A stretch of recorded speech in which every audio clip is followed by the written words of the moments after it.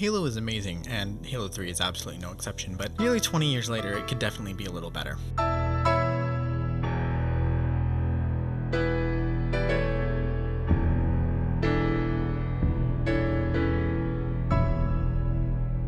So I decided to create my own Halo 3 mod. I know there have been a million Halo 3 overhauls, but I genuinely think I have something unique to offer. So what's the idea? What's the whole point? Well, I started this out with literally zero relevant experience or even much more than a vague idea of what I was trying to do. Needless to say, I took on a lot more than I was up for. But that's why between starting in February and releasing my first little demo of my mod, I didn't make a peep about anything. I didn't want to make false promises, and I didn't want anything out there until I had something actually representative of what I was trying to do in a playable form. But let's rewind a little bit. Alright, so to make things short, basically from the time I was a little kid, I was playing Halo constantly, but I fell out of Halo and a lot of gaming in general around the turn of the new console generation in 2013, and I didn't really play MCC, I didn't play Halo 5, it didn't have split-screen co-op, it wasn't until 2019 when Halo started coming to PC that I started to regain an interest. So in 2020, I played through Halo 5 for the first time, and I played all the other games in the MCC just an ungodly number of times, and I also played Halo 2 Anniversary for the first time. Blow me away! So this was the first time I went from Halo 2 Anniversary to Halo 3, and it kind of hit me that it was dated. You know, Halo 3 and Halo 3 ODST just don't quite hold up in the same way that every other game does in some form.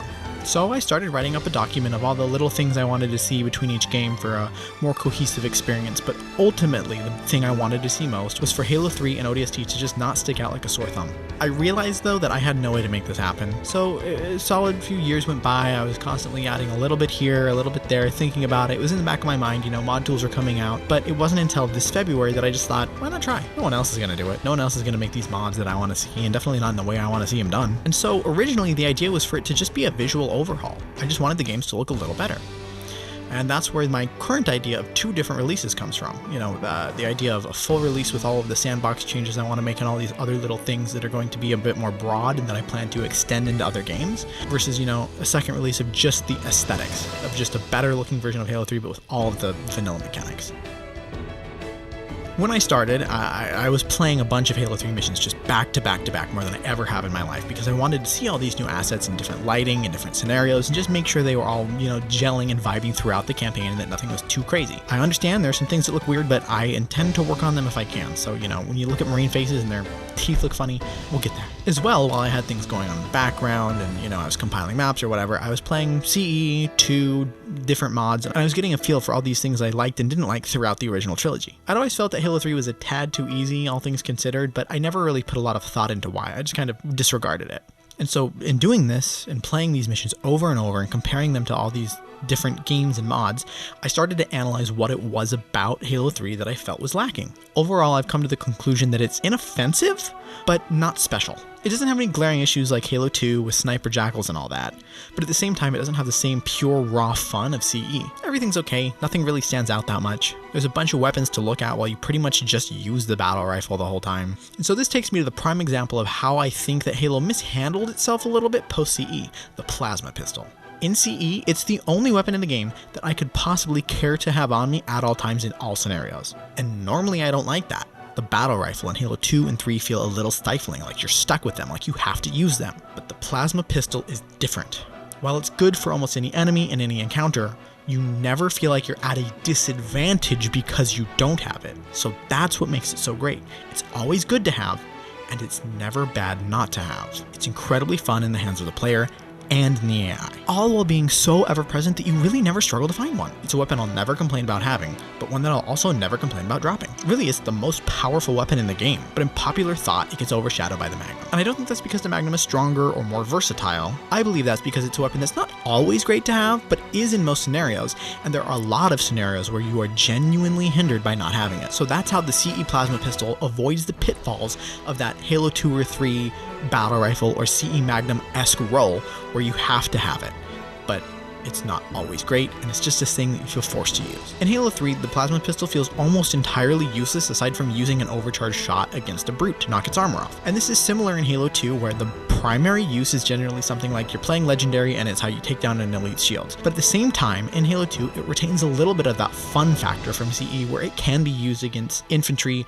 or even just burst firing into elites with some degree of usefulness. It has a little bit of its versatility left. But in Halo 3, it just really loses that versatility and that fun factor. It's just there, like so much of Halo 3 Sandbox. It's there, and you can use it, and there are scenarios where it might be useful, but it's just never that fun. So how do we fix Halo 3's problems? Well, firstly, utilizing assets from other games or that are created by fans. You know, the Halo 2 Anniversary Battle Rifle, the Halo Reach Pelican, you know, different assets that will fit within the general art direction of Halo 3, but are a higher fidelity, they're higher quality, they look nicer. Furthermore, a little AI upscaling is in use. And I know that some people are very, very against AI, but I think that this is a very limited use for a particular reason. I'm also held back by the fact that bitmaps are one of the things I have to really, really be careful about, because for some reason, when I start to upscale too many albedo maps, or upscale the wrong albedo maps, or I change different bitmap settings, missions just won't load. So I have to be careful and very strategic about what I'm upscaling and what I'm just altering the shaders of. It's really things like the Chopper,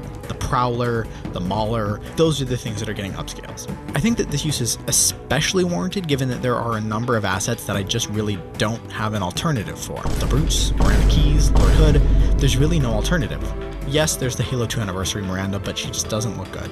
There's no alternative for Lord Hood because in Halo 2, he only shows up in cutscenes, so there's no access to the blur model. The Brutes look different in every game, so I don't want to use a different Brute design in Halo 3 because I want to be as respectful to the artistic direction of Halo 3 as I can be. There's just no way around the fact that there's certain assets I'm going to have to commission new 3D models to be made for. Now, what about gameplay? I want things to be as close to the spirit of the original trilogy as they can be. The one big caveat is that I'm axing dual wielding. Frankly, I don't like it and I never have. I think it just works to make a large number of guns in the sandbox feel useless when they're used alone, and that's a bad thing. The simplicity of CE is why I think it's almost perfect, and dual wielding complicates that in a number of ways that I don't like. Otherwise, I mostly want every gun to have one area where it excels without making it feel generally useless. Again, back to the plasma pistol, making it more fun to use. You know, the fire rate is just as fast as you can pull the trigger, those things. There are exceptions for a weapon like the assault rifle. That's a gun that I want to feel generally useful and not really have a lot of specific niche use cases where it's the best weapon to have. The reason for that is because of the fact that it's kind of a starting weapon. I think this mod has the capacity to be unique amongst the plethora of overhauls because it is not intended to be an extensive overhaul of the game. I'm not adding things or taking things out, except for the flare radar jammer, those things suck. I'm just altering what's already there in most respects. The overall goal is to be able to create the definitive way to play Halo 3 in 2024, because that doesn't really exist yet. And that's why I'm going to be releasing the two different versions of the mod. I want to create a mod that could genuinely be recommended to somebody who's never played Halo 3 before, but wants a better looking experience after coming out of Halo 2 Anniversary. And so I hope I do a good enough job with the aesthetic direction of this mod that that version of it can be that. I'm also dreading the idea of cleaning up my tags folder in some way to make it usable by others, but I will be releasing all of my tags once I'm done with this. And as I mentioned before, I'm definitely intent on expanding this outside of Halo 3 to the rest of MCC. I mean, for ODST, a lot of it is going to be just porting everything I've done for Halo 3 into ODST, and then I just want to extrapolate on the sandbox I create for this mod into every other Halo game to create a unified experience that is the Halo I want to play. I hope that gives you a better idea of what this whole project is supposed to be about and what my intentions are and what everything is supposed to look like. And I'd really, really love to hear anything you have to say about my ideas about the mod, what you've noticed playing through my demo of the mod, what you like about classic Halo 3, what you don't like about it, and any opinions you have about Halo and Halo 3 specifically. I would love to hear. If you enjoyed the video, give it a like, subscribe for more future information on the mod, showcases, demos, all that good stuff.